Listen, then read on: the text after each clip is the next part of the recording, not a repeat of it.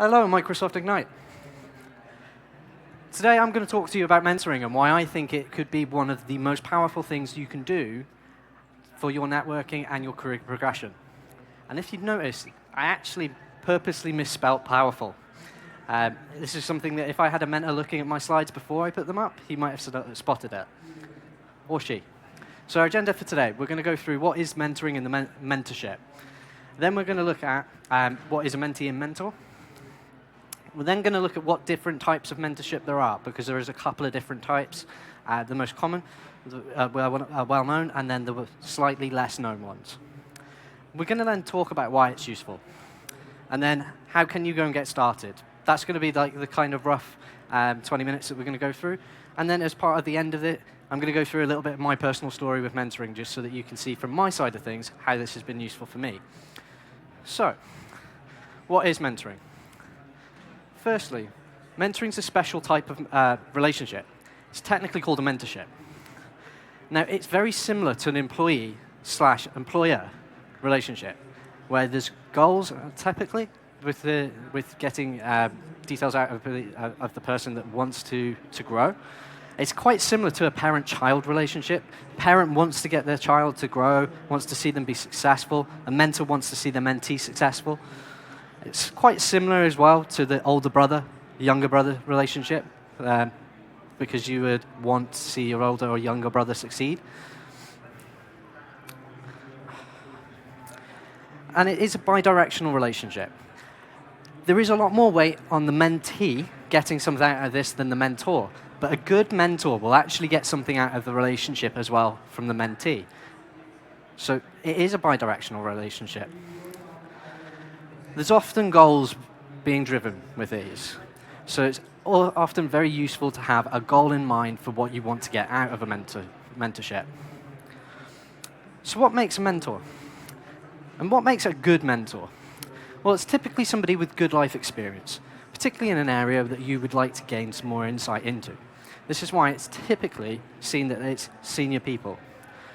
So they're typically in an area that facilitates sharing that experience. So within IT, that could be that you want to go up throughout the ranks and you want to become a manager.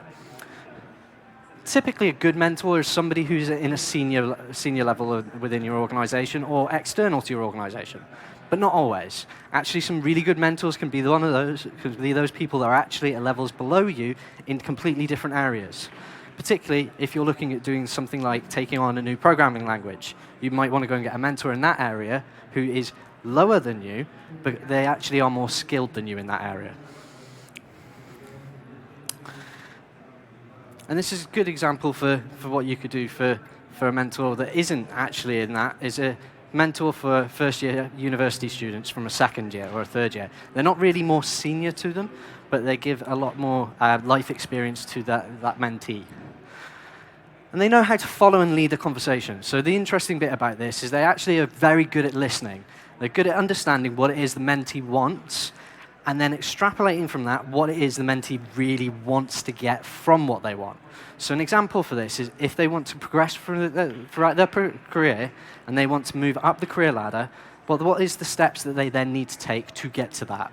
So a good mentor will be able to listen and then take out tasks and goals from what the mentee has suggested to them that they want. And they often have a good wide network already. Particularly in the world of tech, a good mentor in tech should have a good network.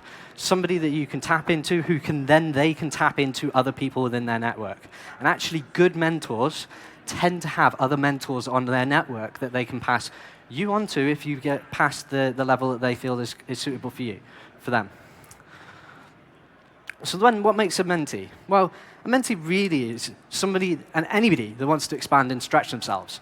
This is moving into a new area of their career. Again, management being a common one. It's then also looking at people that are looking either to progress into new areas in their current organization or to progress into a new company completely. They can help get themselves through different areas and want to better themselves. So a good mentee is somebody who has an idea and a goal of what they want to achieve. So from my perspective, when I've been a mentee, just having the experience of wanting to learn more in a particular area, particularly in the technology area within the organizations I've worked in, having a mentor in that area allows me to learn more. So what type of mentorships are there? Well, there's two. There's the direct mentorship, and this is where we actually have a conversation and we say, yes, I will do some mentoring of you. I will make sure that you go through the different goals and get to the task and the output that you really want. But then there's the indirect mentorship, and actually this one's probably more common than we think, but actually probably more powerful than the direct type. Now, I actually typically do a lot more of indirect mentoring of people, particularly in the technical communities when I'm watching as they're learning and growing and guiding them along a path to how they can potentially learn and grow even further as an indirect mentor. Later down the line, they can potentially become a direct mentee. But direct mentorships tend to have a lot more formality in place. And actually, they're pretty useful for being able to get a real goal and actually an agreed goal from both parties. So we tend to see that direct mentorships are more common, but indirect mentorships can be more common, just not known as a mentorship. So why are these types of relationships useful? So, well, mentoring can give you directional growth, especially if you're a mentee and seeking out a mentor. This shows that you're in the growth mindset, not the survivalist mindset. And the growth mindset is really good to see in somebody because it means that they know what they want to change about themselves. So it's useful to have a mentorship in place. But it actually allows you to do things that you probably wouldn't do within your typical role. It allows you to reach out to people outside your organization and grow from what their experience is. It allows you to reach out to people within your organization and learn from their experiences as well.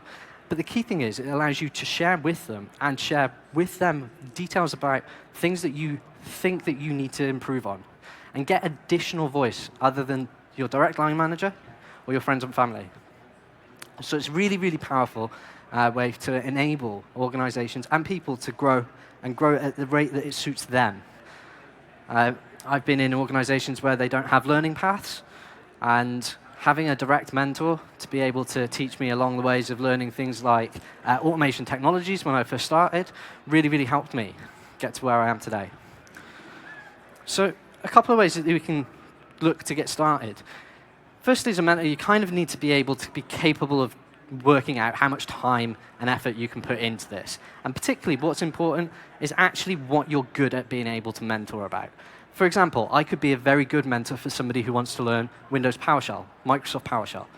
Or I could be a very good mentor to somebody who wants to learn the Azure platform, because that's areas I have expertise in. But you have to be really appreciative of this is a very time-constrained relationship, so you want to put some boundaries in place when you do it as a direct mentorship, as a mentor.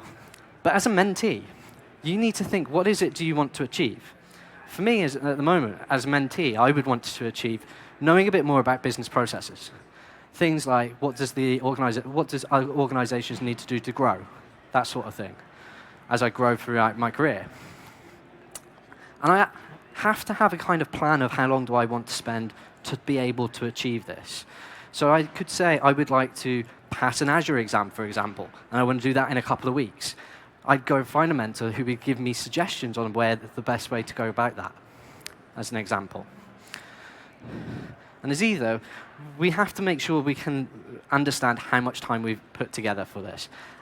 Start small. Start maybe 15-minute conversations with them, then move up to 30, then maybe move up to an hour when required. But also look at how much time that you really can put forward for this. And ideally set some goals. So Microsoft have actually made it a bit easier recently to be able to get started with mentorships. There's the app called Tribute, which is in the Apple and the Android store. And what you can do is you can just set up a profile. Just say, I'm looking for a mentor in these areas.